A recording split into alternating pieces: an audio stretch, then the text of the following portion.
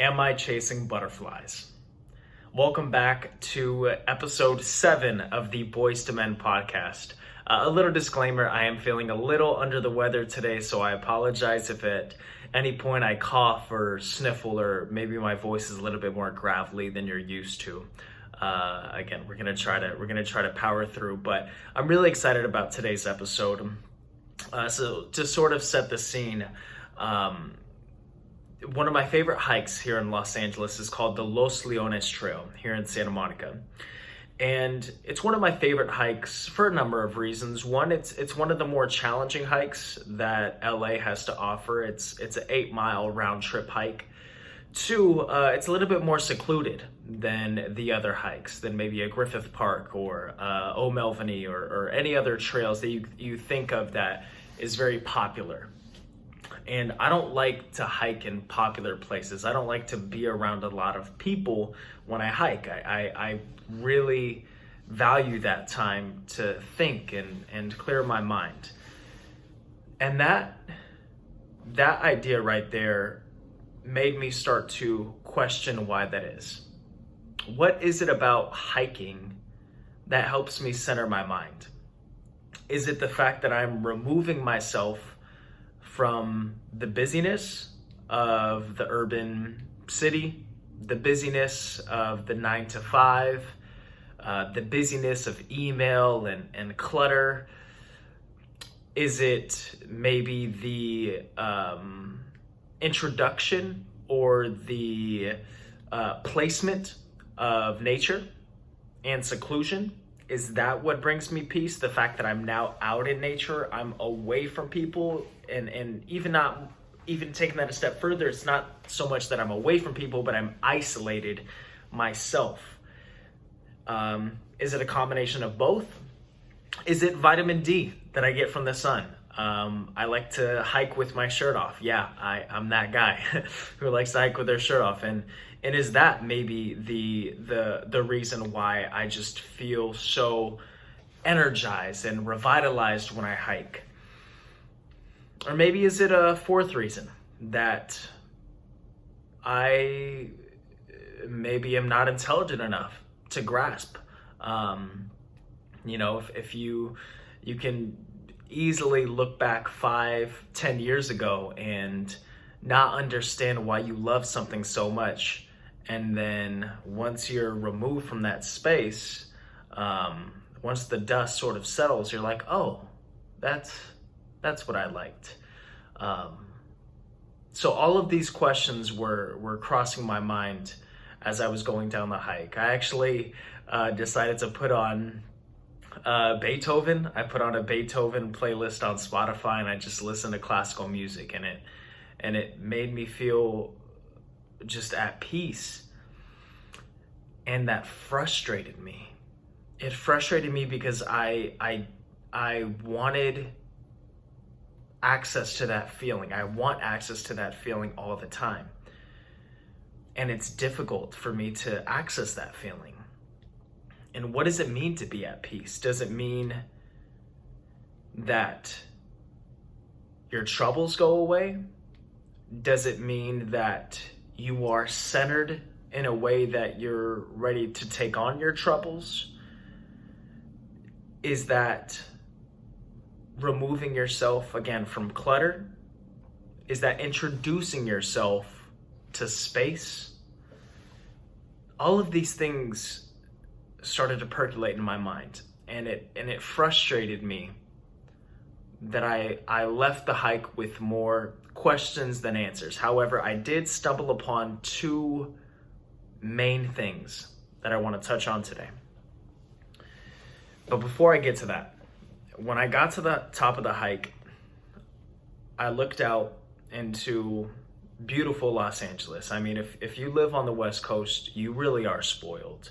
And we honestly take that for granted. Just looking out into Santa Monica Pier, seeing the beautiful hills, seeing the beautiful houses, the beautiful beaches, just everything. We are spoiled.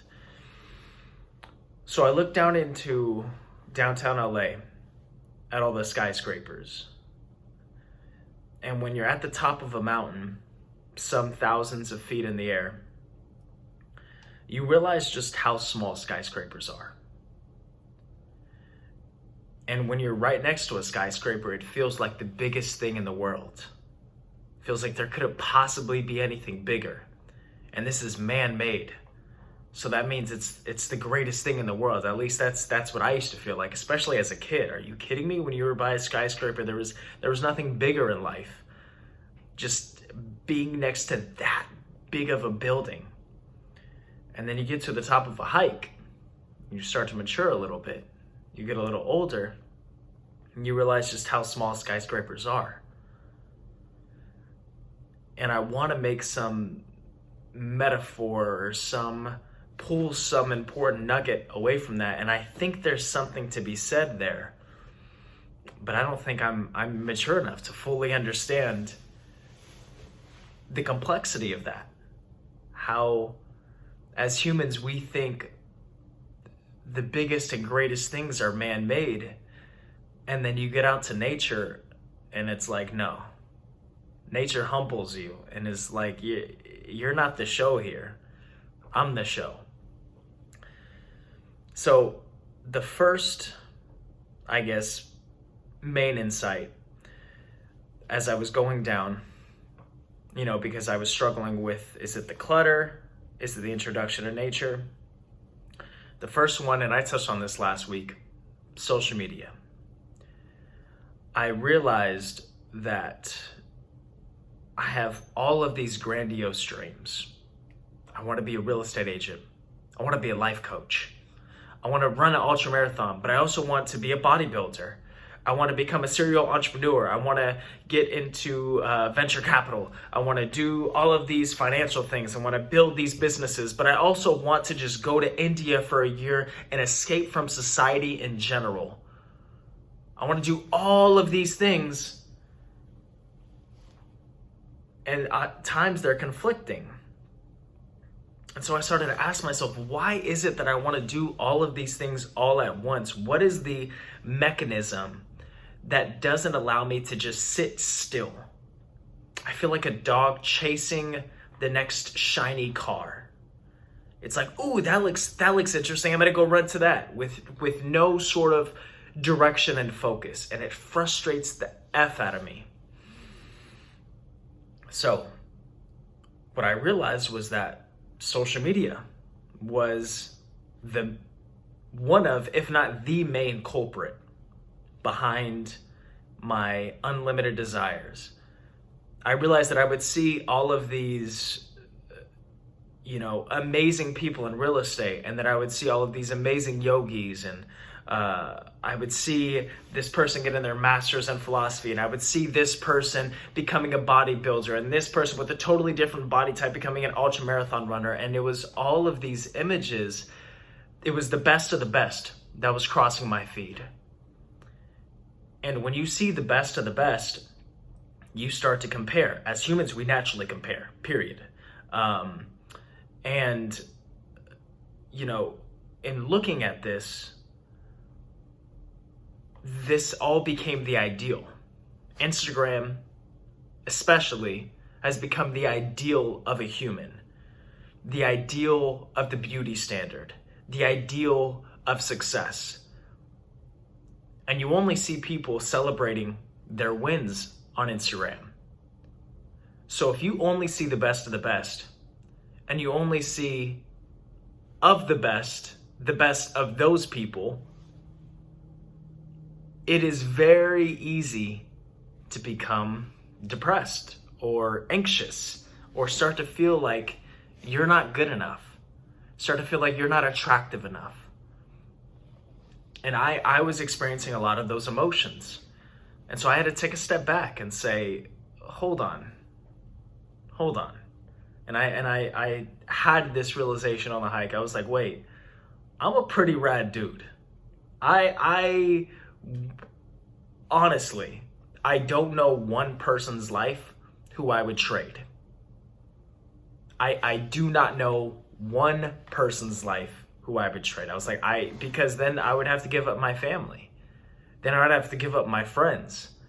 I would have to give up the struggles that I went through and the goals that I was able to accomplish. I would have to give up my relationships. I would have to give up all of these things. And I'm like, no, I wouldn't want to give that up. So why am I envying this person's life?